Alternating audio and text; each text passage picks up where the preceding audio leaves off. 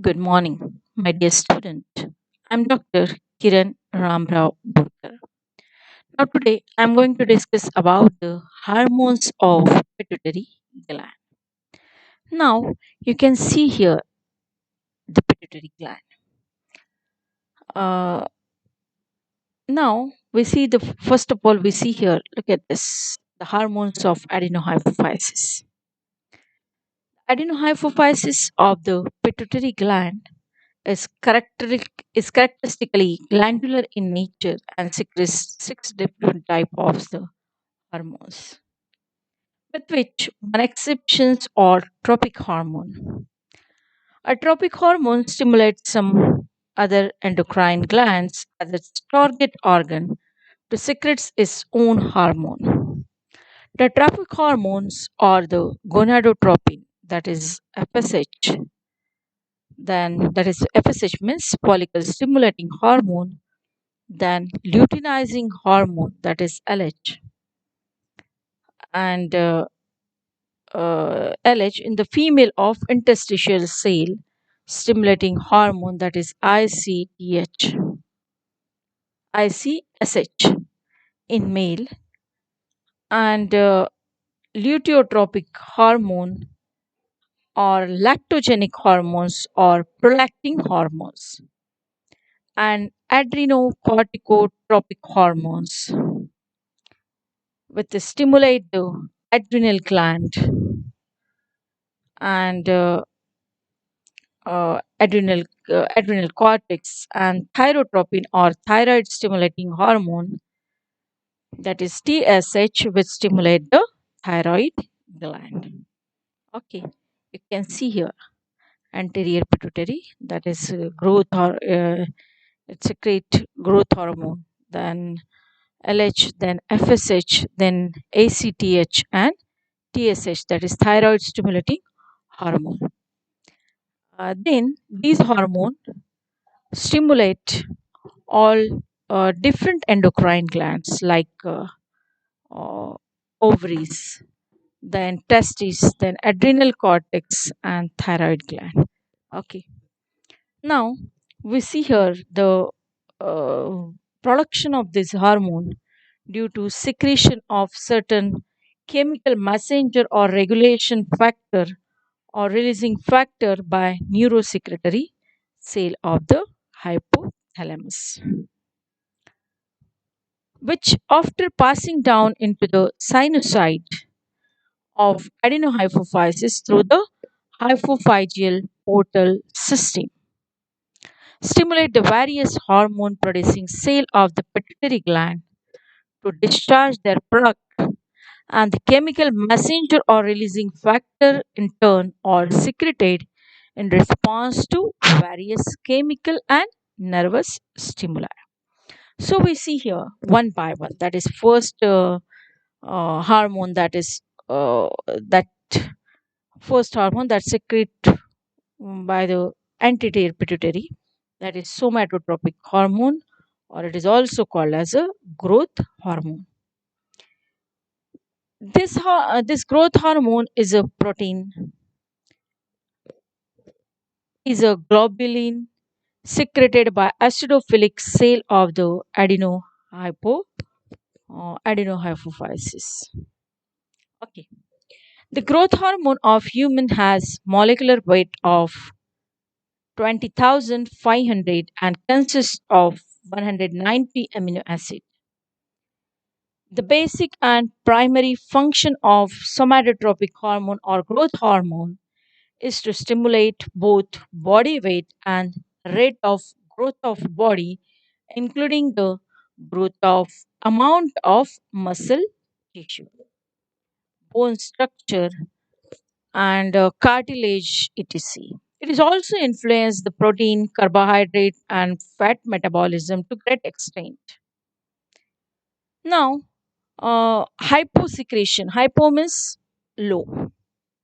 Hyposecretion of growth hormones during the year of skeletal growth of an individual result in stunted skeleton development and retarded growth, that is called as a dwarfism. And hypersecretion of growth hormone prior to puberty result in gigantism, a condition showed by a general outgrowth of skeleton resulting in individual of 7 or 8 feet or more in height. The limbs are generally long and hypersecretion of hormones after use age of full skeleton growth result in acromegaly. In this disease, the characteristics outgrowth of the bones of hand, feet, in particular the jaws, checks, and face takes place, and there is also excessive growth of fibrous tissue, resulting in thickened nose, lip, eyelids, and broadened fingertips. Also, this is about the first hormone, that is growth hormone, that's secreted by the anterior pituitary. Now we see the second hormone, and that second hormone is the thyroid stimulating hormone, that is TSH. This hormone is produced by basophilic cell of adenohypophysis. It is glycoprotein of about 10,000 molecular weight, and it controls various aspects of the thyroid gland function, including the development and maintenance. Thyrotropin also stimulates the iodine accumulation, the conversion of iodine into thyroid hormone, and their release from the gland into the circulation. There is excess of secretion, there is increase in the size of thyroid gland, but excess of secretion is prevented by thyroxine. Okay. Now we see the third hormone of the pituitary, that is adenohypophysis pituitary.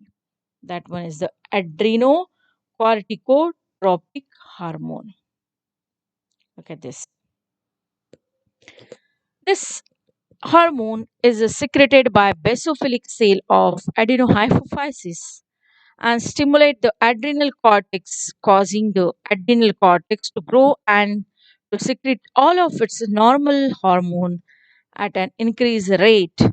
The adrenal cortex is the main target organ upon which ACTH acts, although a number of extra adrenal functions have also been reported.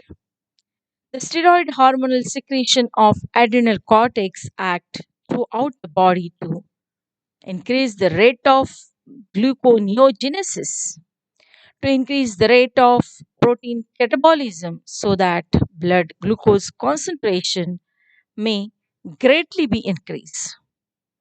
And the third one is that increase the rate of fat catabolism. Therefore, indirectly, corticotropin has profound effect on carbohydrate, protein, and fat metabolism. Then, what about the deficiency of ACTH? Causes acute and acute psoriasis and dermatitis. Its oversecretion causes Cushing disease, which is characterized by obesity of trunk, face, and buttocks, but not the limbs. Cyanosis of the face, hands and feet, pigmentations of the skin, and excessive growth of hair. Women may grow a mustache or beard, demineralizations of the bone, loss of sexual functions, and hyperglycemia and glucosuria. And the release of ACTH by several different stimuli, including the emotional stresses, extreme temperature, poison, or drugs, etc., is reported. Now we see the fourth hormone, that is gonadotropic hormone. Okay, gonadotropic hormone, and that gonadotropic hormone, it is also called as a GTH. So follicle stimulating hormones, then luteinizing hormones, then uh, prolactin hormones. Look at this. Are collectively referred as a gonadotropin. This Prolactin, LH, and FSH collectively called as the gonadotropic hormones. The three gonadotropic hormones secreted by the adenohypophysis or proteins of the the FSH and LH are glycoproteins. FSH and LH are the glycoprotein with a molecular weight of about 30 thousands, while the LTH is a polypeptide. And the gonadotropin hormones stimulate the various activities of the gonad, that is, testes and ovaries, and also control the sexual cycle also. So we see first one, that is FSH, follicle stimulating hormone. The FSH stimulate the growth of ovarian follicles up to the point of ovulation in the female, while in male it is concerned with the development of seminiferous tubule and maintenance of the spermatogenesis. Now, second one is that the LH hormone. This LH is also called as interstitial cell stimulating hormone. Okay. In female, the luteinizing hormone work with FSH and is responsible for the final maturations of ovarian follicle and ovulation. This two gonadotropin also responsible for the stimulation of ovaries to produce estrogen. That is, estrogen is that the female sex hormone. Look at this. Okay, and for stimulation of testes to produce the androgen. Look at this. Produce the androgen. That is, androgen is the male sex hormone, and the luteinizing hormone induces the luteinizing of rupture follicles and stimulate the secretion of progesterone. Stimulate the secretion of progesterone in the male of interstitial cell stimulating hormones stimulate the interstitial cell or Leydig cell of testis and also induces the secretion of male hormone testosterone. Okay, male hormone testosterone. Now we see the third one is that the prolactin hormones. This prolactin is also called as the luteotropin hormone, that is LTH.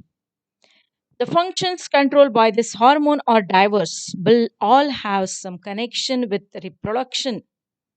In mammals, this hormone induces the milk secretion. In the mammary gland, shortly after giving birth, it is also known that prolactin also functions together with estrogen in promoting the development of mammary gland. It also serves together with LH to maintain the corpus luteum and therefore progesterone secretion, which is necessary for the maintenance of pregnancy. In bony fish, prolactin enhances production of dilute urine and help in osmoregulation by both gills and kidneys. This is all about the hormones of anterior pituitary. Now we see the hormones of neurohypophysis, that is posterior lobe. The production of hormones nerve cell that is known as a neurosecretion, and this neurohypophysis secrete two types of hormone, that is oxytocin and vasopressin. So we see first of all we see here the oxytocin. This oxytocin is also called as a pitocin. The oxytocin effect on uterine contraction, which is important in parturition in mammals, and it is also act as a milk secretion hormone in stimulating lactation also in mammals. Therefore, it is called as a birth hormone or milk ejecting hormone. This hormone is also called as a birth hormone or milk ejecting hormone. Beside uterus, it will also cause contraction of other smooth muscles in the body, usually to less extent. Oxytocin also seems to have direct effect on adenohypophysis to induce production of luteotropic hormone, which in turn cause milk secretion. Now we see the second hormone, that is vasopressin. Vasopressin is also called as a pitressin or antidiuretic hormone, ADH. Okay, The primary function of vasopressin appears to be that they increase tubular reabsorptions by the kidney so that it decreases the production of urine. Its fundamental effect seems to be an influence on permeability, which drives potassium out of the cell and sodium and water in. Thus, it exhibits antidiuretic properties. A large quantities of vasopressin cause the anterior pressure to rise. It also causes contraction of almost any smooth muscle tissue in the body, including most of the interstitial musculature and the bile duct and the uterus, so forth. This is all about the hormones of uh, hypothalamus, not a hypothalamus, hypophysis. Okay, hormones of adenohypophysis, that is somatotropin, then thyroid stimulating adenocorticotropin hormone and gonadotropic hormone, that is follicle stimulating hormone, interstitial cell and prolactin. This is the gonadotropic. This all these are the gonadotropic hormones. Okay, and the hormone of the neurohypophysis is that the oxytocin and vasopressin. This is all about the hormones of pituitary. Thank you so much.